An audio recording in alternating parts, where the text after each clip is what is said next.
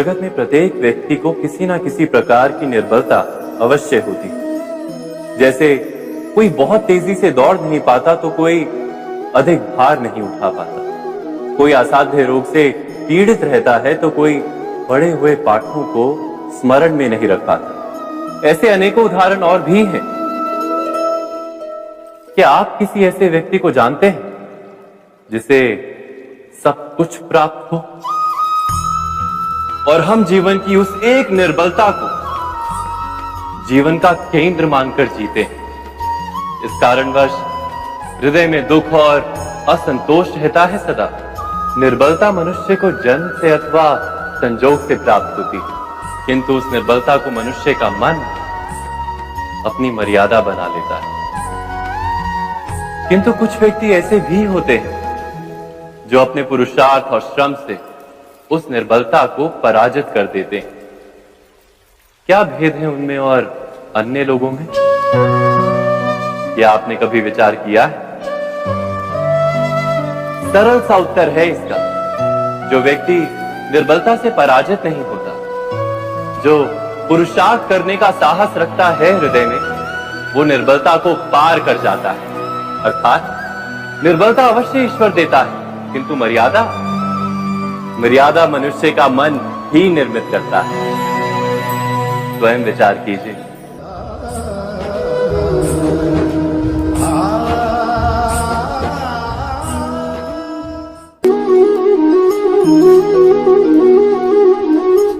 भविष्य का दूसरा नाम है संघर्ष। हृदय में आज इच्छा होती है और यदि पूर्ण नहीं हो पाती तो हृदय भविष्य की योजना बनाता है। भविष्य में इच्छा पूर्ण होगी ऐसी कल्पना करता रहता है, किंतु जीवन ना तो भविष्य में है ना अतीत में।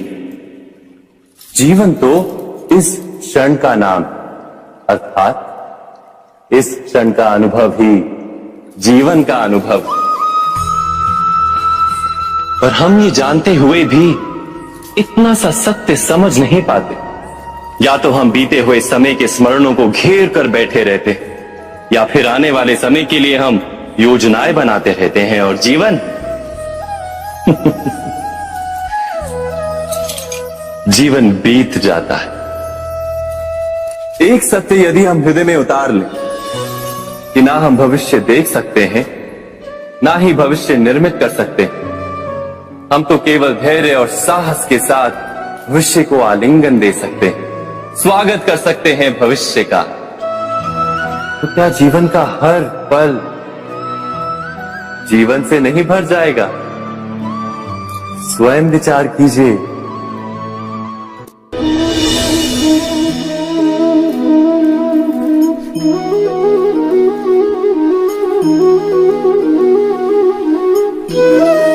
ज्ञान प्राप्ति सदा ही समर्पण से होती है, ये हम सब जानते हैं। किंतु समर्पण का वास्तविक महत्व क्या है? क्या हमने कभी विचार किया? मनुष्य का मन सदा ही ज्ञान प्राप्ति में विभिन्न बाधाओं को उत्पन्न करता है। कभी किसी अन्य विद्यार्थी से ईर्ष्या हो जाती है, कभी पढ़ाए हुए पाठों पर संदेह जमता है और कभी गुरु द्वारा दिया गया दंड मन को अहंकार से भर देता है। नहीं, क्या ऐसा नहीं होता? न जाने कैसे कैसे विचार मन को भटकाते हैं और मन की इसी अयोग्य स्थिति के कारण हम ज्ञान प्राप्त नहीं कर पाते। मन की योग्य स्थिति केवल समर्पण से निर्मित होती है। समर्पण मनुष्य के अहंकार का नाश करता है, ईर्ष्या, महत्वाकांक्षा आदि भावनाओं को दूर कर हृदय को शांत करता है और मन को एकाग्र करता है। वास्तव में ईश्वर की सृष्टि में ना ज्ञान की मर्यादा है ना ज्ञानियों की। गुरु दत्तात्रेय ने तो गाय और श्वान से भी ज्ञान प्राप्त कर लिया था। अर्थात विषय ब्रह्म ज्ञान का हो या जीवन के ज्ञान का या गुरुकुल में प्राप्त होने वाले ज्ञान का, उसकी प्राप्ति के लिए गुरु से अधिक महत्व है उस गुरु के प्रति हमारा समर्पण। क्या ये सत्य नहीं?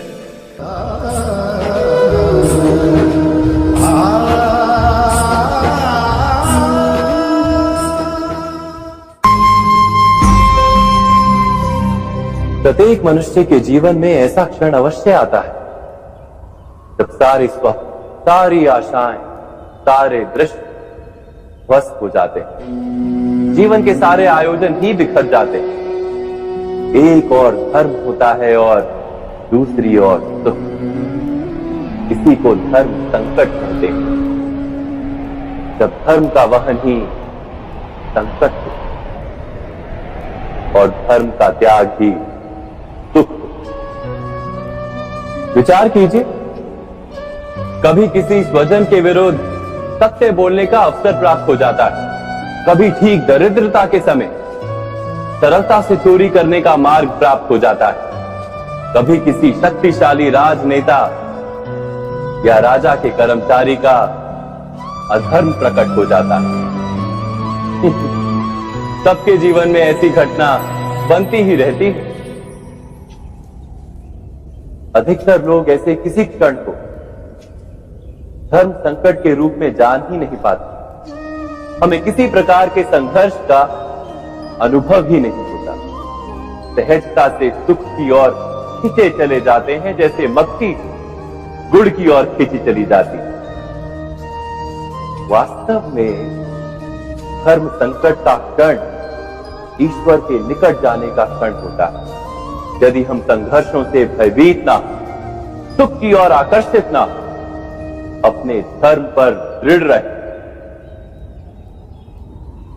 तो ईश्वर का साक्षात्कार दूर नहीं।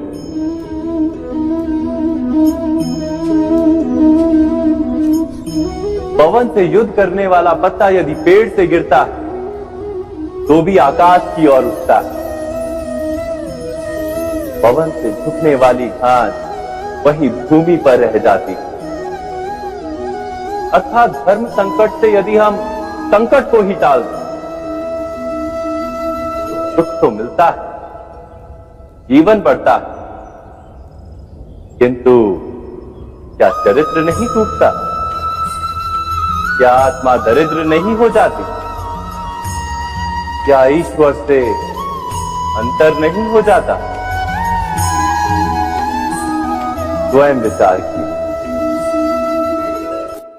दो व्यक्ति जब निकट आते हैं तो एक दूसरे के लिए सीमाएं और मर्यादाएं निर्मित करने का प्रयत्न अवश्य करते हैं। हम यदि सारे संबंधों पर विचार करें तो देखेंगे कि इन सारे संबंधों का आधार यही सीमाएं हैं जो हम दूसरों के लिए निर्मित करते हैं। और यदि अनजाने में भी कोई अन्य व्यक्ति इन सीमाओं को तोड़ता है तो उसी क्षण हमारा हृदय क्रोध से भर जाता है। इन सीमाओं का वास्तविक रूप क्या है? क्या हमने कभी विचार किया? सीमाओं के द्वारा हम दूसरे व्यक्ति को निर्णय करने की अनुमति नहीं देते। अपना निर्णय उस व्यक्ति पर थोपते हैं, अर्थात किसी की स्वतंत्रता का अस्वीकार करते हैं। और जब स्वतंत्रता का अस्वीकार किया जाता है तो उसका हृदय दुख से भर जाता है। और जब वो सीमाओं को तोड़ता है तो हमारा हृदय क्रोध से भर जाता है। क्या ऐसा नहीं होता?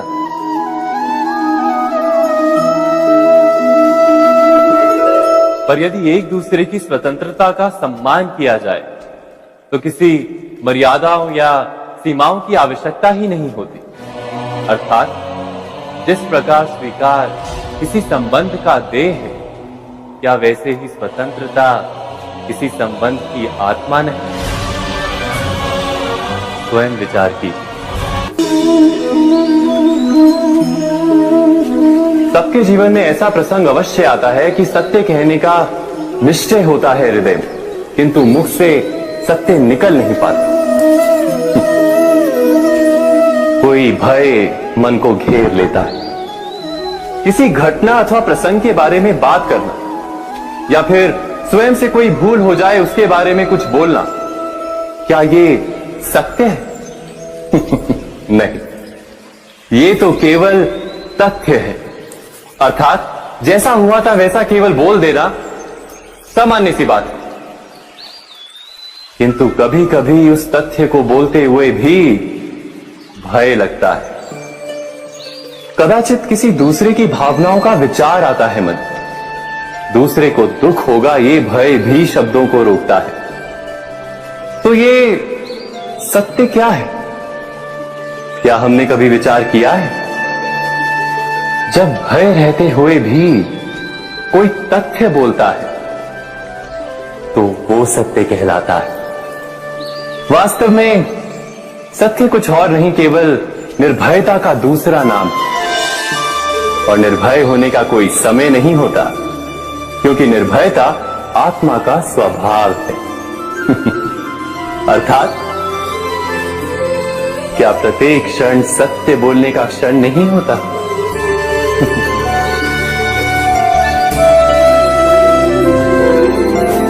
स्वयं विचार कीजिए।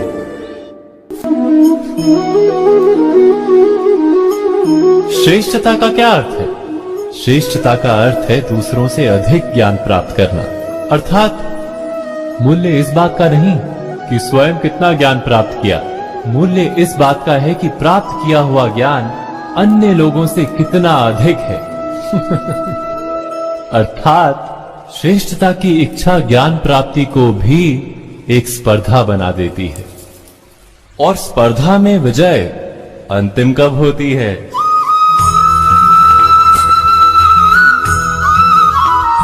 कुछ समय के लिए तो श्रेष्ठ बना जा सकता है, किंतु सदा के लिए कोई श्रेष्ठ नहीं रह पाता।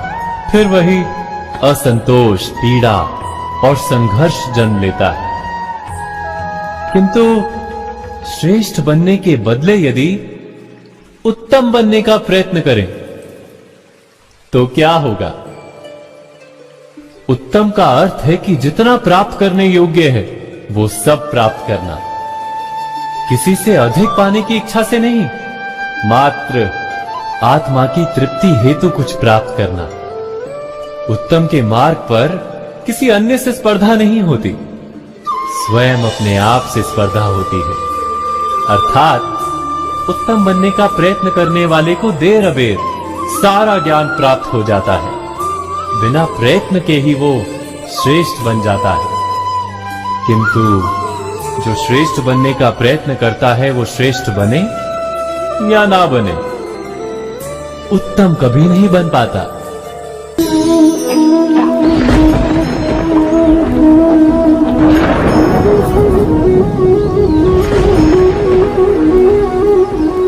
सपनों और पूर्वाभासों के आधार पर हम भविष्य के सुख दुख की कल्पना करते हैं। भविष्य के दुख का कारण दूर करने के लिए हम आज योजना बनाते हैं। किंतु कल के संकट को आज निर्मूल करने से हमें लाभ मिलता है या हानि पहुंचती है? ये प्रश्न हम कभी नहीं करते। सत्य तो ये है कि संकट और उसका निवारण साथ जन से, व्यक्ति के लिए भी और सृष्टि के लिए भी। नहीं, आप अपने भूतकाल का स्मरण कीजिए, इतिहास को देखिए, आप तुरंत ही ये जान पाएंगे कि जब जब संकट आता है तब तब उसका निवारण करने वाली शक्ति भी जन्म लेती है। यही तो जगत का चलन है। वस्तुतः संकट ही शक्ति के जन्म का कारण है। प्रत्येक व्यक्ति जब संकट से निकलता है तो एक पद आगे बढ़ा होता है, अधिक चमकता है, आत्मविश्वास से अधिक भरा होता है, न केवल अपने लिए अपितु विश्व के लिए भी। क्या ये सत्य नहीं? वास्तव में संकट का जन्म है एक अवसर का जन्म, अपने आप को बदलने का, अपने विचारों को ऊंचाई पर करने का अवसर, अपनी आत्मा को बलवान और ज्ञान मंडित बनाने का अवसर। जो ये कर पाता है उसे कोई संकट नहीं होता, किंतु जो ये नहीं कर पाता वो तो स्वयं एक संकट है विश्व के लिए। विचार कीजिए।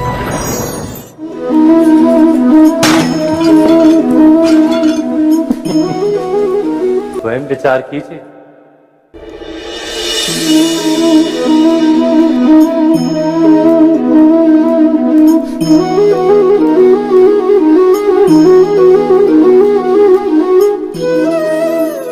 का हर क्षण निर्णय का क्षण होता है। प्रत्येक पद पर दूसरे पद के विषय में कोई निर्णय करना ही पड़ता है और निर्णय अपना प्रभाव छोड़ जाता है। आज किए गए निर्णय भविष्य में सुख अथवा दुख निर्मित करते हैं, ना केवल अपने लिए, अपने परिवार के लिए भी, आने वाली पीढ़ियों के लिए भी।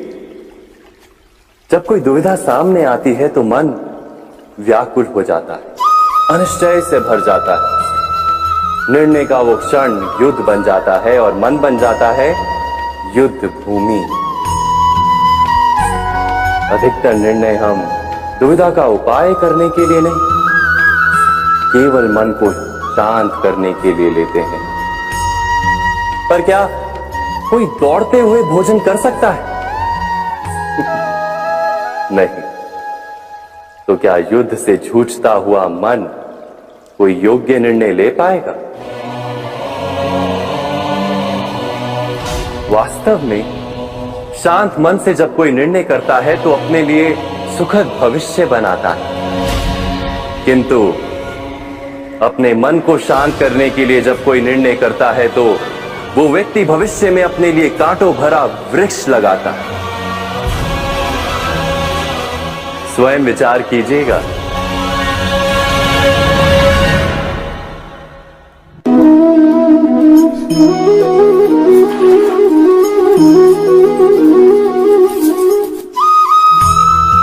जीवन में आने वाले संघर्षों के लिए जब मनुष्य स्वयं को योग्य नहीं मानता, जब उसे अपने ही बल पर विश्वास नहीं रहता, तब वो सद्गुणों को त्याग कर दुर्गुणों को अपनाता है। वस्तुतः मनुष्य के जीवन में दुर्जनता जन्म ही तब लेती है जब उसके अंतर में आत्मविश्वास नहीं होता। आत्मविश्वास ही अच्छाई को धारण करता है। ये आत्मविश्वास है क्या?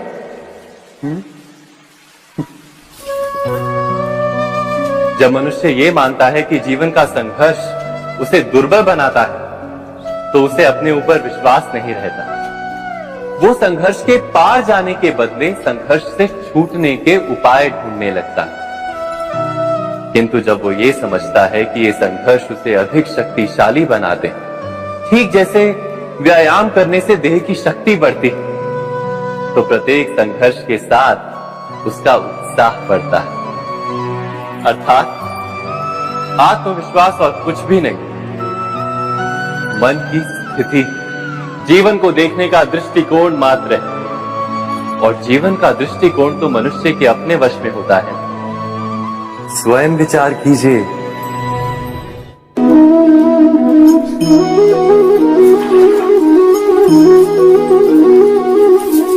पिता सदा ही अपने संतान के सुख की कामना करते हैं, उनके भविष्य की चिंता करते रहते हैं। इसी कारणवश सदा ही अपने संतानों के भविष्य का मार्ग स्वयं निश्चित करने का प्रयत्न करते रहते हैं।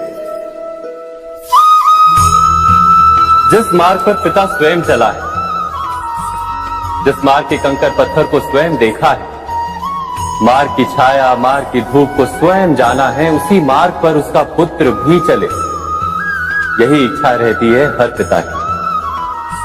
निसंदेह उत्तम भावना है ये। किंतु 3 प्रश्नों के ऊपर विचार करना हम भूल ही जाते हैं। कौन से प्रश्न? प्रथम प्रश्न, क्या समय के साथ प्रत्येक मार्ग बदल नहीं जाते? क्या समय सदा ही नई चुनौतियों को लेकर नहीं आता? तो फिर बीते हुए समय के अनुभव नई पीढ़ी को किस प्रकार लाभ दे सकते हैं? दूसरा प्रश्न, क्या प्रत्येक संतान अपने माता पिता की छवि होता है? हाँ, संतानों को संस्कार तो अवश्य माता पिता देते हैं, किंतु भीतर की क्षमता तो ईश्वर देते हैं। तो जिस मार्ग पर पिता को सफलता मिली है, विश्वास है कि उसी मार्ग पर उसकी संतानों को भी सफलता और सुख प्राप्त होगा। तीसरा प्रश्न, क्या जीवन के संघर्ष और चुनौतियां लाभकारी नहीं होती? क्या प्रत्येक नया प्रश्न एक नए उत्तर का द्वार नहीं खोलता? तो फिर संतानों को नए नए प्रश्नों, संघर्षों और चुनौतियों से दूर रखना, ये उनके लिए लाभ करना कहलाएगा या हानि पहुंचाना? अर्थात जिस प्रकार संतान के भविष्य का निर्माण करने के बदले उसके चरित्र का निर्माण करना श्रेष्ठ है, वैसे संतानों के जीवन का मार्ग निश्चित करने के बदले उन्हें नए संघर्षों के साथ जूझने के लिए मनोबल व ज्ञान देना अधिक लाभदायक नहीं होगा? स्वयं विचार कीजिए।